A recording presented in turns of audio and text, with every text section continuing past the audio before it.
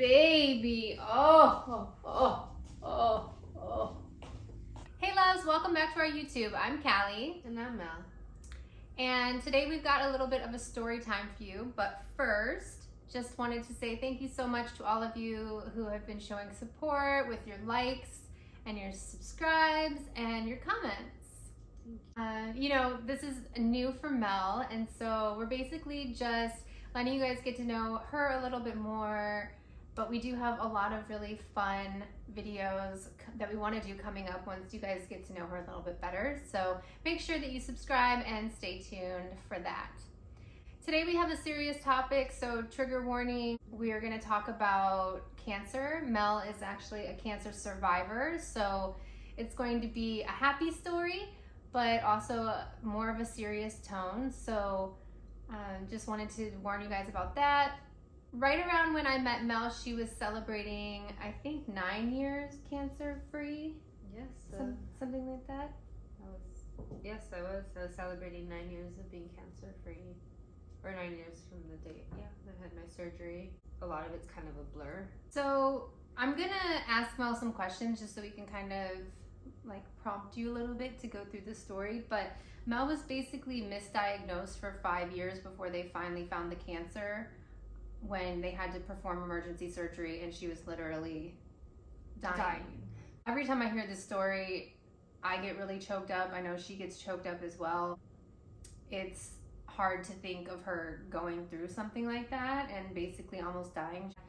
She told me stories of a few near-death experiences that she's had, or even death experiences that she's had in her life. So if you guys are interested in hearing those stories, let us know in the comments below. But today she's going to talk about surviving cancer. So when did you first realize that you were sick? I know it was the beginning of the year and I was 21. I had just dropped so much weight. In 3 weeks, I had lost 30 pounds, and I used to be 123 pounds the last time I had checked. And I had a really nice body, so when I saw myself just kind of lose everything that was pretty a strong feature about myself, and the way I was losing it, I couldn't hold anything down, so I knew something was wrong. So I went to the doctors, and the doctor that I went to was my doctor since I was a baby, and he ran some tests and he thought I was anemic. That's what came back on the test, was that I was anemic. So he just had me take some iron, sent me on my way. But I was still vomiting. I was hungry. I was eating a lot, but every time I ate, it would just come right out of me. So then they thought I had acid reflux. And basically, I was misdiagnosed by 7 different doctors here in the States. And I stopped seeing doctors because the last diagnosis I had was that I was depressed and I was making it up. And so after a while of them, our son is so furry. His hair keeps flying in my face. So after a while of doctors misdiagnosing you and just not being able to find what was wrong, you kind of just gave up on going to the doctor for a while. I did. You didn't trust them because they couldn't figure it out. They thought I had throat cancer, and that came back negative. Because I couldn't stop vomiting, they removed my tonsils for some reason, and that was the last time.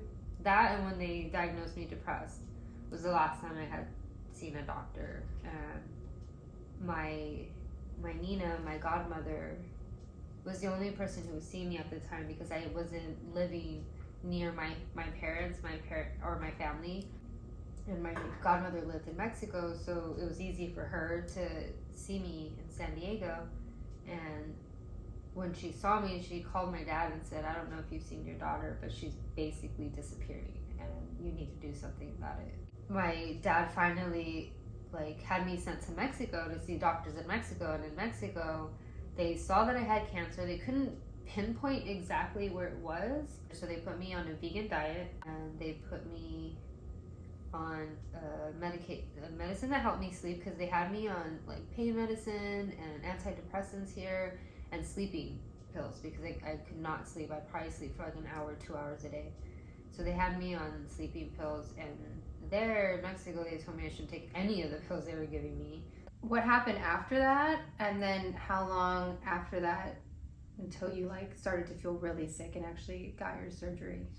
When I did come back over here, when I eventually saw a doctor again, because I ended up moving back to LA and I got new doctors, they were aware of my medical records from there and here.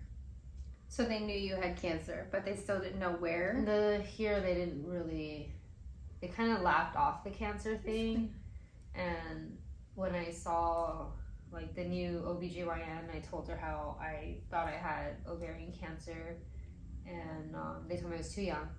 It doesn't happen to people my age, and I knew it could happen to people my age because my best friend had passed away from ovarian cancer, and she was 18 and just turned 19 when she passed away.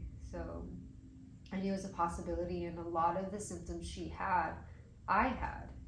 And she got the same runaround I got. She was never treated for her cancer either. And that's a lot of the reason why she ended up passing away, which should have happened to me too. I later learned through my surgeon. He said that anyone with ovarian cancer that doesn't get treated for it usually passes away within a year. Tell us about the day that you went to the hospital, that you felt like you were dying. What happened? Or leading up to that? I was at work, and at the time I worked for an emergency dispatch. And part of my symptoms was like unbearable pain, like you feel like you're in labor. Like that's how bad the pain is, but it's like worse because nothing's coming out of you. Like so, There's no relief. And yeah, so I had that pain because I had been dealing with that kind of pain for so long. I was kind of used to it, but this pain was a little different. And I think I went into work like that day. I think I had finally switched into like the day shift. So I had went in a little bit earlier than normal, and I carpooled with my mom because my mom worked a few blocks away. And because I wasn't feeling well, I carpooled with her. And then I ended up having to call her like an hour through, and I told her I wasn't feeling well. So she came to pick me up, and I just slept in the car, kind of, because I couldn't really sleep. I was taking so many painkillers, and nothing was helping. Because again, here in the States, that's what they give you. And unfortunately, it does help. Like, it doesn't help, but it does help with the pain. Mm-hmm. She eventually got off of work, and that was like around 5. So I think I was feeling that way already for like maybe 5-6 hours. And by the time I got home, I had to climb up like 6 flights of stairs, and I got to the top, and I just told my roommates at the time, like, I think I'm dying. Like, you have to take me to the hospital. It's just something you feel like you kind of know when you're dying, because you feel yourself like it's like you feel your soul leaving. Like you can kind of feel it like trying to go away. And when I got to the hospital, it was so busy. There were so many people there, and they told me like I had to wait, and it was like probably gonna be like an hour. And I just like dropped to the floor, and I told them, I think I'm dying. Like, you have to help me. And they rushed, and they grabbed me, and they put me on a wheelchair, and then they told me I was dying. And that's how they found my cancer. So then you went into like emergency surgery, or what happened then? No, what was crazy was part of the reason why I was dying so quickly was because my tumor had ruptured my appendix, and my appendix was also killing me because it burst. Yeah, it burst. And so they rushed me to the emergency room. So I went into urgent care. So then they rushed me to the emergency room, and at the emergency room they found the tumor. They found they could see everything, but they couldn't do the surgery because they had to call someone in. It was a top surgeon in the United States who handles ovarian cancer, and he was in Washington at the time doing surgery, so I had to wait for him, and I had to wait 3 days.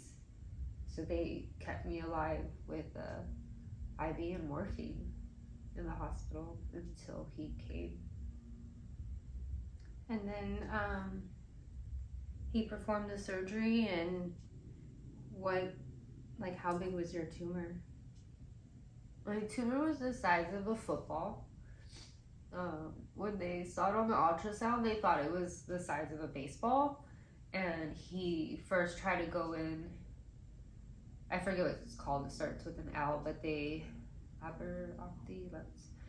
go in with these tubes. They poke 3 holes in your stomach, and they have 2 cameras, and then something goes above your belly button that pulls out the tumor. But when they put the camera in, they saw that it was a lot bigger than what the ultrasound had shown. And not only was it bigger, but it was wrapped around. So it was like wrapped around intestines, my fallopian tubes. And that's when he realized he was going to have to perform open surgery. The doctors basically told you that the vegan diet and use of cannabis kept you alive, right? When I finally came to, the surgeon had asked me a few questions, and one of the questions he had asked me was I doing anything different than what they had prescribed to me? And I said that I was put on a vegan diet, and that I was also using marijuana, because the doctors in Mexico told me that it would help with my cancer. And he told me that it was a good thing that happened to me, because I should have died within the year that I had my cancer, because I wasn't being treated for it. He said I should have started chemo immediately, and because he said, so the vegan diet, it was good because meats had a lot of bacteria, and tumors love bacteria. So he said marijuana worked because it decreased the rate of how fast the tumor was growing. So even though it was so big, like it should have been, I guess, a lot bigger. I mean, it was 5 years of it growing. Wow, that's crazy. And so then, how was your recovery? My recovery was a little hard, because when I got out of the hospital, it was like 74 pounds. And that took like a minute for me to process that.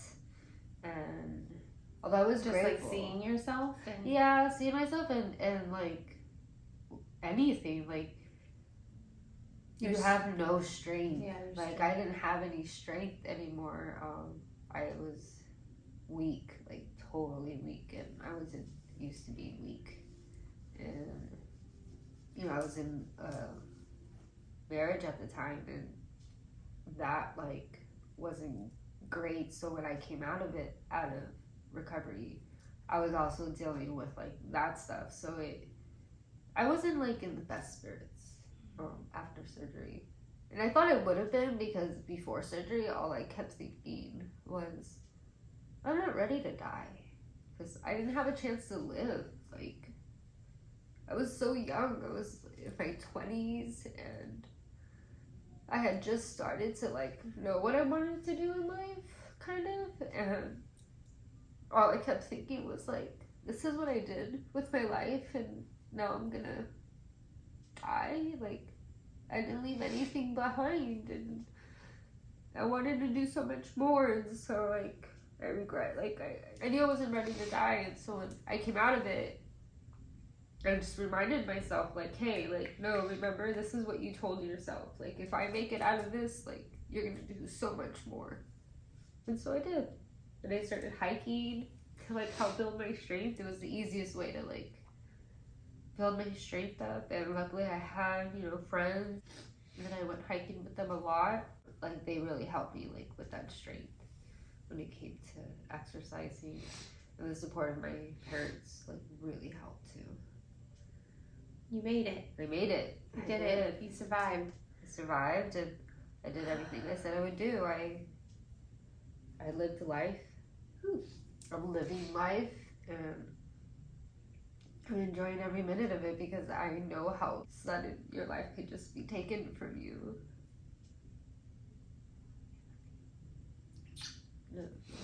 All right, it's an emotional one today, folks. We should have put tissues. And then just a little bit about how your health is now. How are you feeling now? You know, I was feeling good for a good few years, and I was ready to celebrate 10 years of being cancer free. And when I was going to celebrate that, I learned that I'm in the beginning stages of breast cancer, which wasn't like, it's always shocking to hear. I already kind of knew it might happen because I was told, because I had one cancer, 2 others could come, and breast cancer was one of them. So it wasn't a big shock, but anytime you hear you have cancer, it's always like, okay, Hey, let's go through this again. But luckily this time they found it so early. They found it really early. We've been going to doctor's appointments together. She has a lumpectomy coming up for that, and we're going to get some answers there and make some moves, but we'll keep you guys updated on her journey with that. Mel is the toughest person and the strongest person I've ever known. She is tiny, but she is mighty, and she's a fighter and she's a survivor, and that's one of the reasons that I love her so much. She promised me that she'll live forever because I really need her to stick around so that we can start our family and all of those things. So anyway, it's supposed to be a happy video. This is how she survived cancer. This is how I survived, and I'm doing great. Yeah. And I know, there might be people out there that have lost someone to cancer or have survived cancer themselves or might have just gotten a diagnosis. We're currently battling breast cancer. Yes. We fight together. Yeah, so definitely go ahead and leave a comment if you want down below and reach out to Mel. You can check out her Instagram, Mel'S or MBS Studio, if you want someone to talk to about that or just to show your support or ask any questions that you might have. And yeah, that was our little story time for tonight. So now you guys know what a badass gangster I'm engaged to, and that is gonna be my wife. So that's the story, y'all. Thank you guys so much for sticking through it and for all your love and support. Make sure you give this video a like and subscribe. Bye guys.